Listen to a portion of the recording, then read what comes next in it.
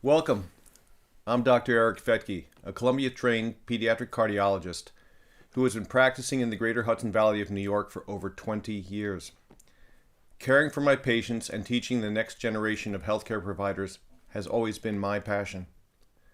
Over the years, I have become increasingly curious about how healthcare policies affect the actual experiences of medical professionals and their patients on the front lines. The constant debates regarding the reform of the U.S. healthcare system have caused me to take a step back and look at the big picture. We do not practice medicine in a bubble. What our policymakers do significantly impacts our ability to deliver care. I've been practicing and teaching through many different policy changes. Lately, I've endeavored to expand my audience from my students to the general public.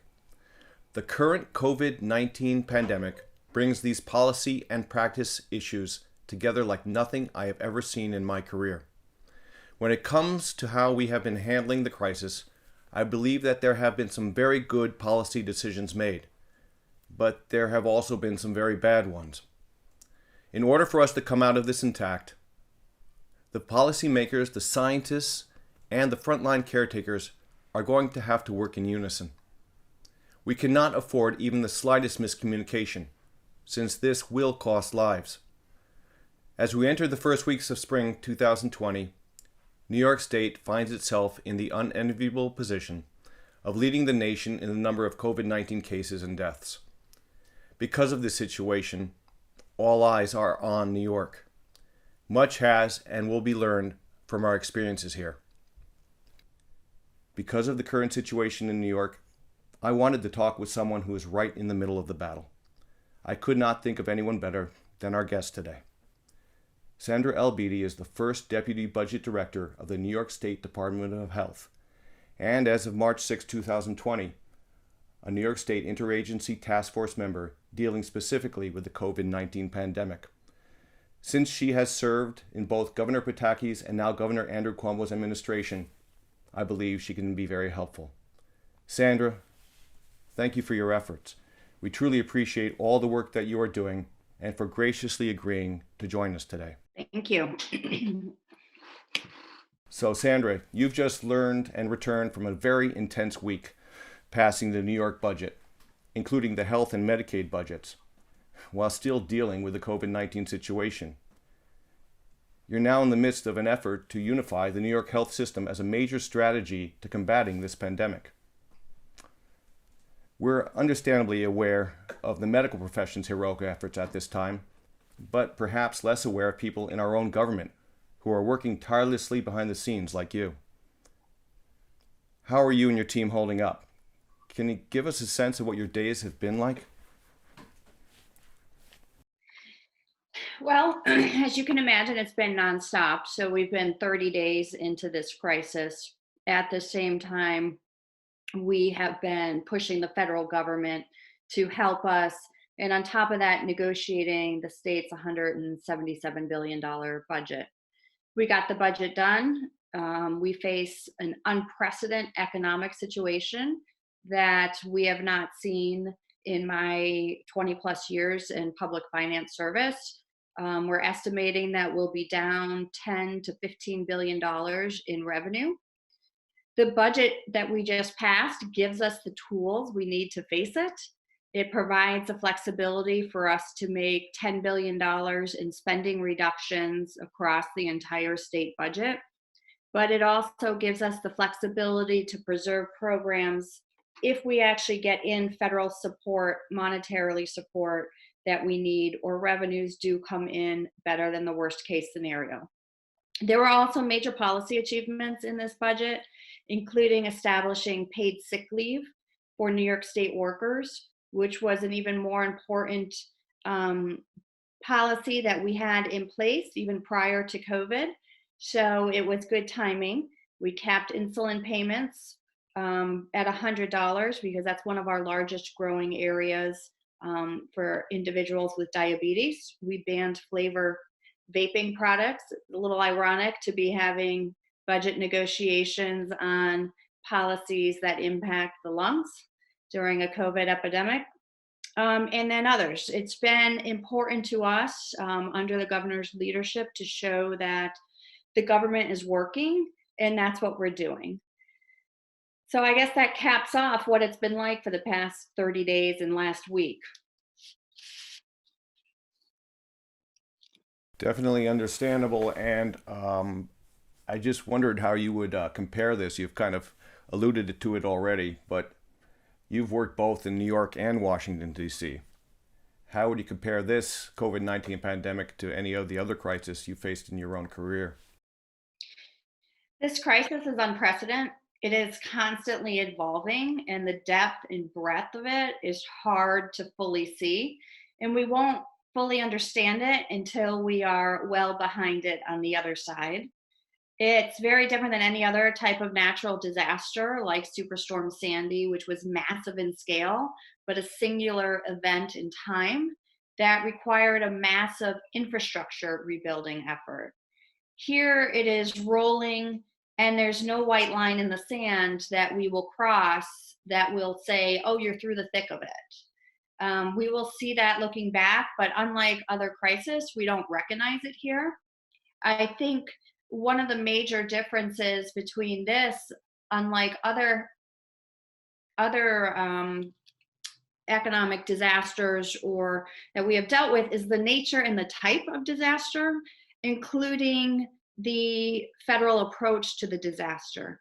What it has exposed is the bulk of our disasters previously, even when you look at 9/11 and our response to 9/11, we did have the medical community human disaster on top of the economic disaster.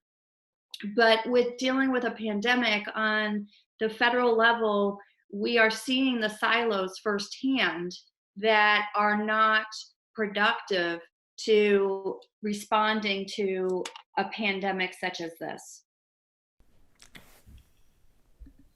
I think you bring up some of the issues already that I wanted to talk about. And before I get to those, including, how has the collaboration been and kind of what we should expect, and that's what I want to finish with some of those questions. But could you just give us a little sense of kind of how you're organized? What does your team look like? Who are the different teams and people behind the scenes and on the front lines? How is this actually being strategized? The governor really is the driving force behind everything. And I think those for the general public who watch his press conferences can really see that. It really started out as press conferences for him to communicate accurate facts to the people of our state. And the national movement has been organic coming out of that. Right now, we are undertaking the massive effort that you talked about to coordinate our hospital system. And we need to have a fully unified regional hospital system approach where resources, including staff and equipment, are shared and patients are shifted among them to create the overflow capacity. And that's just one team of people. There are others procuring equipment from around the world, others working the frontline response, and it's a full government press 24/7 from individuals who are volunteering outside of their normal state duties, who have been trained to swab test individuals through some of our pop-up sites for testing, to individuals who are been brought back into our administration to have the critical mindset to think through the enormity of what we're doing. It has touched on every part of our government. And I will say that when this started, the governor brought together a team of people, which became the task force, and he set the tone from the top that we have never seen anything like this. And we have to push the bureaucracy within the state and the bureaucracy within other levels of government. And he has always, even when we're not in a pandemic, he always pushes everybody to not accept no and to keep digging for the facts and keep digging for the truth. And that is how he has approached this disaster and how he has pushed everybody who works for him to approach the disaster. I think it's very important, the point you're bringing up, that there has to be leadership. You can't get through these things without someone who's giving a clear voice. And that, even in my own, much smaller scale, if you, in caring for someone, everyone is saying something differently, it confuses the people who are receiving the care. In this sense, you're our caretakers in many different ways. And to have a consistent, unified voice has been one of the things I think that we're all tuning into and holding on to. So I appreciate that very much. Having just passed the budget in the middle of all of this, how did the pandemic change the budget and some issues like healthcare and education specifically? Well, the crisis has hit every part of our society and our economy. And with that, we have had to approach the budget as we went into it with everything had to be flat spending.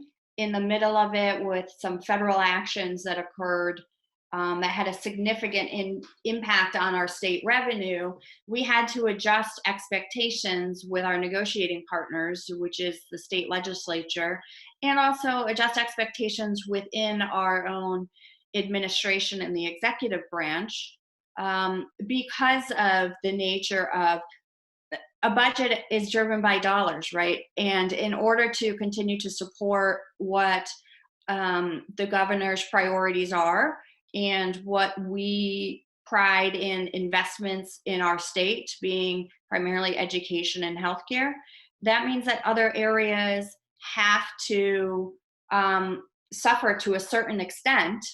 um, but we also are aiming to make decisions that are well thought out and not um, making rash decisions either. We spend a lot of time doing a lot of thinking on what are the impacts if we make a decision in one area versus another area. Um, we have been making a lot of progress on gathering protective equipment and healthcare equipment. We need more. While we're in the middle of the budget negotiations, we've been what I would call akin to a stock exchange floor with our negotiations with other countries on healthcare equipment that we need. And the governor made clear to the mandate in the beginning that there is no obstacle that we will not push to move. And we have had to do that in order to protect the 20 million citizens that we have living in our state. Do you think that some of the investments you're making now, even though they have shifted from one category because of the pandemic to be more focused on this and, as you said, taken away from other areas, but do you think that those are investments for the future, not just for now, that will really sustain us? God forbid we face other similar crises. Do you think these investments are actually going to build up some form of resilience in our ability in the future? For a pandemic, absolutely. We have learned so much from the beginning of the 30 days, even 5 days, 3 days into it. Something we may have known last week may not be the same this week. We see that even with our conversations with our partners in government in other states, particularly those states that have not felt the wave yet. And I myself have conversations with other states twice a week, other state budget directors, and we fuel off each other of how do you address the situations. And we also have a responsibility as New York being the leader to help our neighboring states as we move along. We have approached that in our region with other things even before the pandemic came along. The most recent example probably is when we were having regional discussions about legalizing marijuana. Our borders do not have walls. And I think we've seen that in policy outside of the pandemic, and we see it even more so with the pandemic.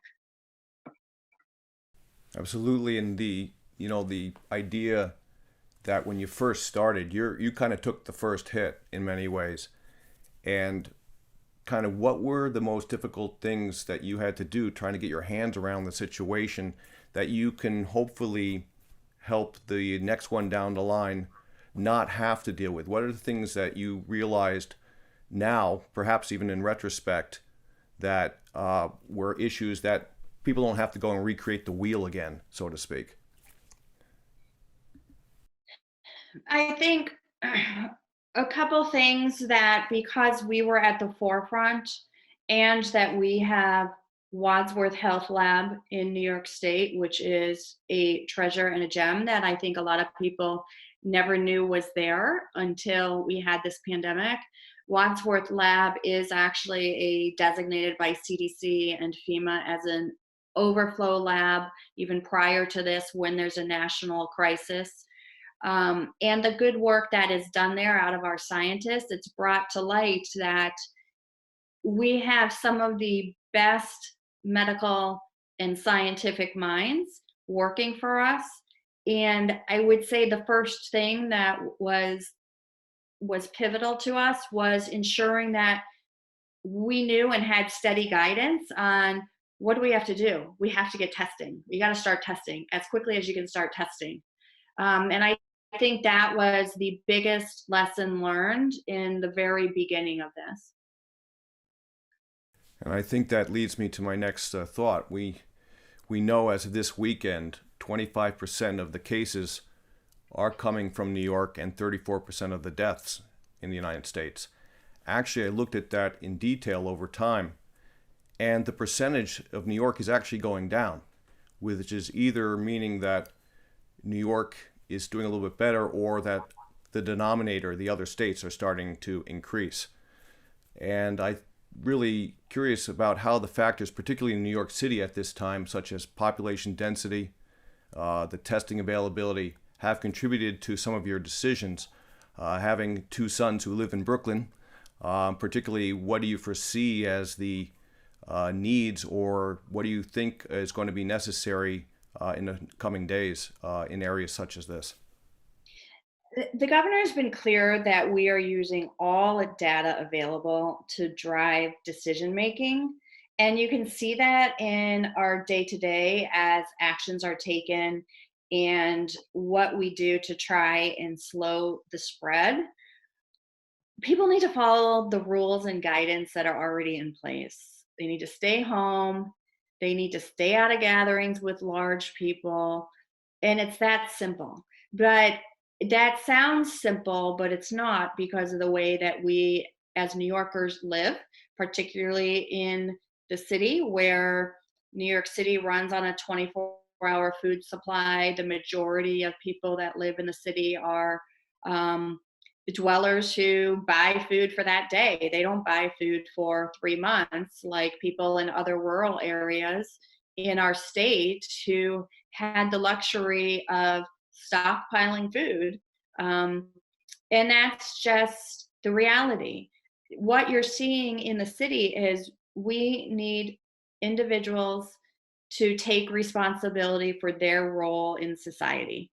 And as hard as that is to stay put, it's easier than it is if you are one of the patients on the other side. And we just need to remember that. And I think that's the biggest lesson that we can continue to be teaching, because I think we also need to remember that the generations to follow us, this is their first crisis. They do not know what 9/11 was. They do not know when the space shuttle blew up. They do not know some of the wars that we all have been a party to. And the statistics that we are heading into, it will be a a shock to our nation and a shock to how we live in our state. And it's an interesting time where we can learn from our elders and our older generations, who have were either raised as depression babies or had experienced similar economic and medical crises that we have not seen in any of our lifetimes. So if I'm hearing you correctly, the pride that we give for being the city that never sleeps is actually in some ways a factor here. Yeah. And it's really interesting that we hold on to our identities in that sense, and to let them go is not easy. And particularly for our young generation who has been so mobile and out there, and really doesn't see boundaries anymore, thank God, in so many different ways. But then having to impose boundaries and learn that so quickly, looking to leadership and parents and other elders to try to say, look, it's okay, we've been through this, we're going to get you through this, but you do have to follow our lead to a degree. And I think, seeing the kids on the beaches and talking to patients of my own, trying to get them to understand that and reassure them, even having discussions, as you mentioned, about the vaping, and telling people, think about the combination of these two things. Think about the combination of this virus in your lungs and vaping. Well, I heard it's clean. It's okay. That's a good company, a bad company. Why would you even take the chance? It's so hard for us as physicians to understand this, and as parents, particularly since we're going to be there when these people come into the hospitals, into our offices. We're the ones who are going to see this in a much higher level than maybe any one individual. And that's our job, and that's okay. But it's also our job to kind of give them a heads up and try to get some insight into this. I agree with you tremendously on that.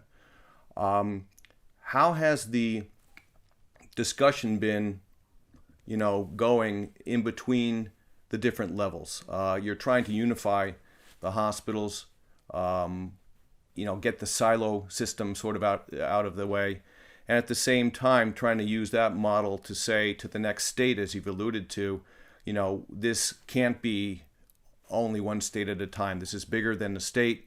This is bigger than any one state. It's going to take several. We do need a central command to look at this. Talked about this in several forums, myself in some writing lately. And how has that been going? And give me some sense, and give us some sense of some positive interactions you've had with the other states and some of the other municipalities that you're working with. Sure. By starting with internally within New York State and our complicated layers of local governments, this is one disaster that no one entity can take on by themselves. And it takes the full weight of our state government and our federal government in order to get ahead of the curve.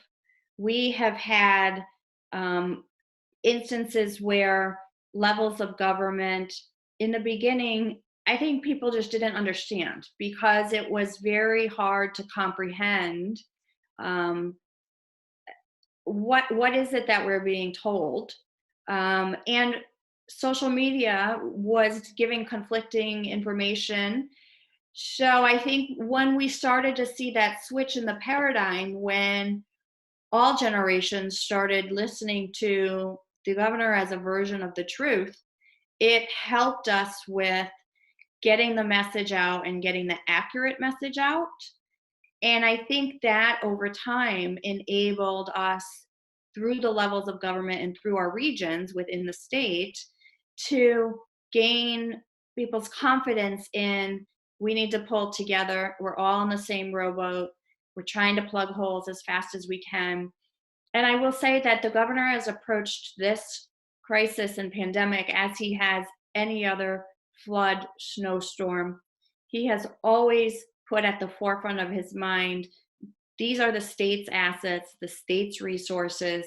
They are not any one community or local governments. And when there is bad weather coming down the line, if it's flooding, if it's a snowstorm, a hurricane, he is on top of pushing our own bureaucracy and pushing our leadership to make sure that all the resources are in the right place. And it's not just about having the tools in the toolbox. You have to have the right people that know how to operate the tools. You have to know the time period to respond. And that is how we are approaching this pandemic. And we hope that our residents within the state can see that. And I'm sure they can, because if you look around your neighborhood and what your town may have looked like doesn't look the same, because we have resurrected drive-through testing sites, we have resurrected field satellite hospitals, we have taken a concerted effort working with our healthcare partners to increase capacity within their own healthcare provider network. Some of that has pushed decisions within those hospital systems of the type of patients that they will be moving out and moving upstate into other facilities. Or we have had to make decisions about the acute level of care and COVID or not COVID, for what type of facilities will be taking in what type of symptoms. The other states, in that sense, how have the interactions been? What are some of the things that you're hearing from New Jersey or our surrounding areas, or calling down to Louisiana and Florida, who look like they're perhaps next in line? What is the sense of those discussions, not necessarily in detail, but in general? How has that dialogue been going? Um, there are a couple states, at least one in particular, that has said that their health advisor is watching what New York does every day and then planning based off of what New York does. And that may be one of the um, highest honors that we can take out of this, as our own staff are working nonstop, just like our first responders in the medical community. That means we're just doing something right, not just for ourselves, but for our our states that are not even in our region. In our neighboring states like New Jersey and Connecticut, because of the nature of our transient economy, in that we have individuals that may live in a neighboring state but work in New York City or work in the Mohawk Valley. That required a discussions between the different governor's offices and different departments of transportation to ensure that when we were shutting down services, that we were doing it in a thoughtful and coordinated way, because some of the other states, even in our region, Massachusetts, Vermont, they weren't being hit with the wave as quickly as those in our concentrated area like New Jersey. Well, I'm glad to see that the lines are open, and as you said, the boundaries between states are not hard, because that's not going to help in the situation at all. As we finish, and I really appreciate the time in the middle of all that's going on, but what would you tell New Yorkers is to expect in the next few weeks, to look forward to in terms of some of the things that are going on with the Jacob Javits Center, for example, the naval ship, the Mercy, out there, and in general, what kind of things do you ask New Yorkers to look forward to in both a serious way and an optimistic way in the next few weeks ahead? Well, I think it goes back to that people just need to be continued to be prepared for ongoing disruptions that we do not know when they will end. The best modeling, the best science, a lot of it is dependent on individuals' behavior and practices. While the folks who work in the science community are testing drugs for vaccine, are testing new different types of breathalyzers that may one day be replacing a swab test, which can be invasive for people.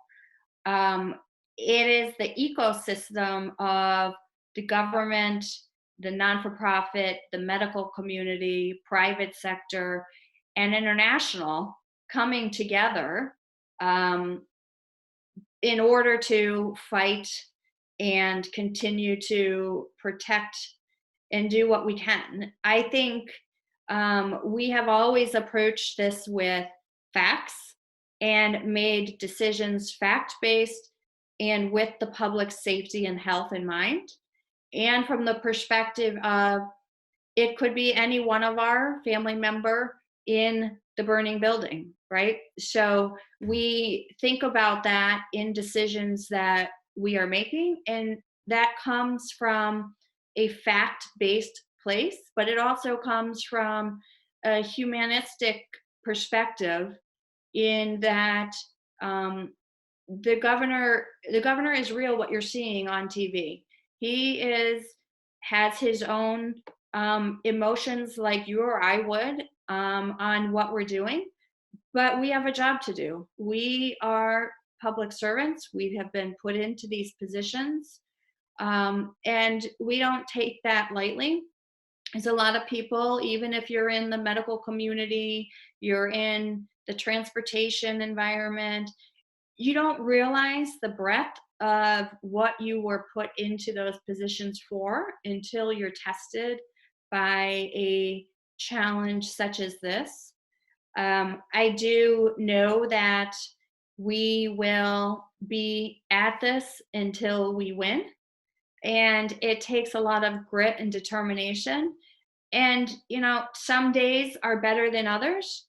And we're becoming where we are measuring what days are good by statistics, Hmm. whether it's statistics in the number of people who tested positive or did not, or the people who were put into ventilator situations and they came off or they did not.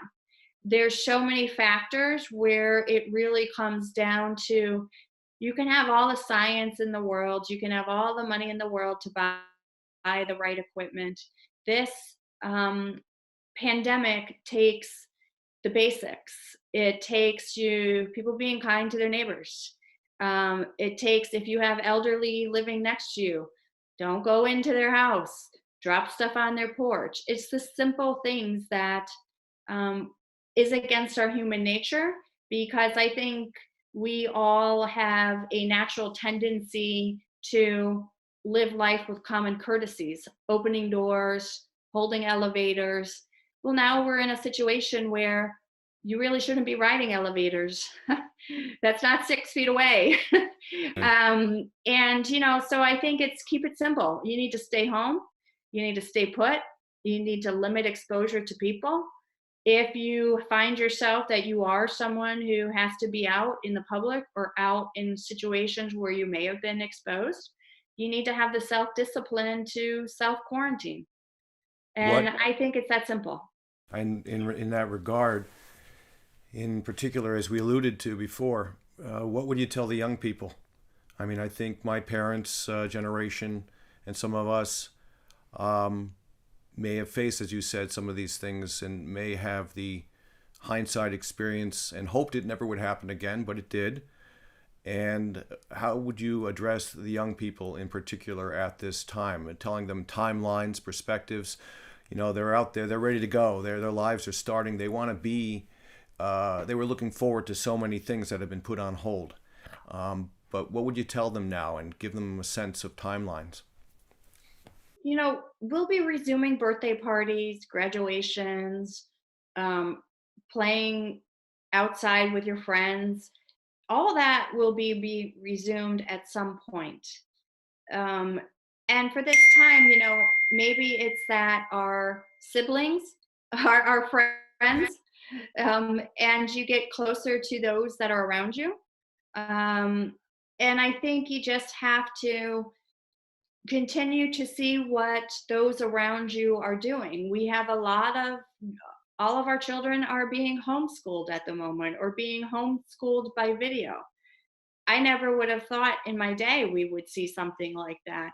But the younger generation is resilient to being the tech savvy, that it's almost been nothing to them. Even when I talk to children that are in my own life, and it's no big deal, and it's a bigger deal to someone from my generation who's trying to figure out how to have 10 people on a video meeting. You know, so I think those kind of regards will be different. I do think that for our younger generation, it will be nice to see if this pandemic brings them out of their digital devices and improves their interaction and communication skills, which that might happen because it's forcing new things that we've had to take pause on now that you have dual parents who are working from home. People are having regular evening dinners.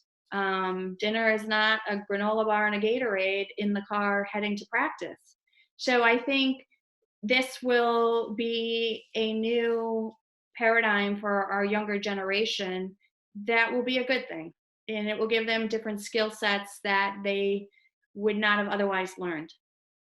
So I think what you're saying in some ways also is that both generations bring something to the table here as we look to their skills that they've taken for, granted, so to speak, their technical skills, their gaming skills, their technology skills. That's going to be important now and in the future. And if they can combine those with some of the experience and wisdom, perhaps it could be a wonderful combination. Instead of us pointing fingers across the generations, we may actually bring them together in really powerful ways. I think that's a very good point. If people want to help, people want to get involved, do you have any suggestions for where they might reach out to do so, besides the obvious, contact and social distancing recommendations? How can people help who feel like they really want to be doing something? I would say start local, start in your own community. Um, Whether it is if you are collecting money in your piggy bank to buy a local firehouse pizzas, or if it is your um, you have a skill set as you're an older generation of a teenager and you know how to set up video chats, um, teach people next to you how to do that. Or, I know of children who are sewing masks to drop off to nursing homes.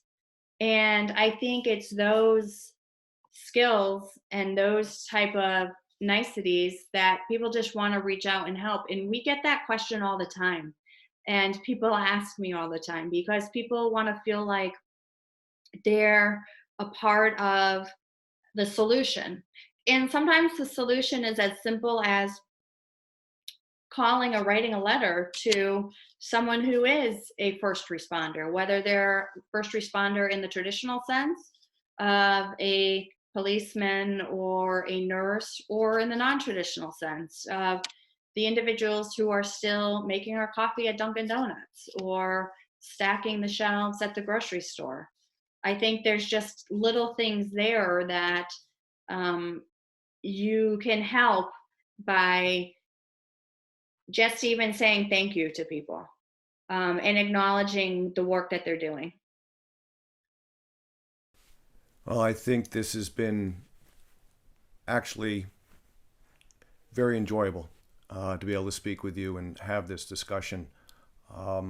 Sometimes it's the talking together and communicating that gets us through some of these things when we're forced to isolate. Technology steps forward and we can have these kind of discussions. This has truly been helpful, and I'd like to thank you for the time with us today.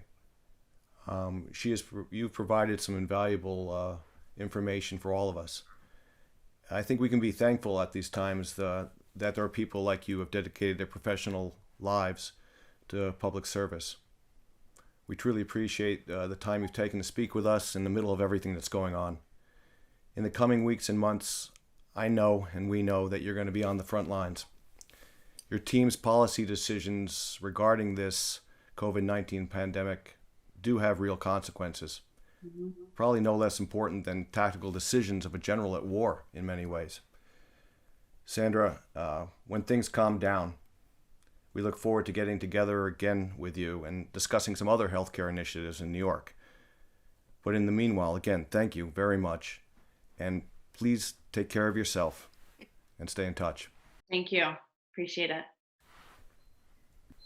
Our discussion today has taught us many important lessons. Most notably, if we are going to be successful in this crisis and any large crisis, collaboration is the key. The virus knows no state or other boundaries. It does not care if we are rich or poor. It holds no allegiances to anyone. But we do. As members of this nation and the world, we owe allegiances to each other. From our individual homes and the state and federal level, we must all do our part to help each other. We must take the lessons we are now learning in New York and pass them on to the other states as the virus spreads.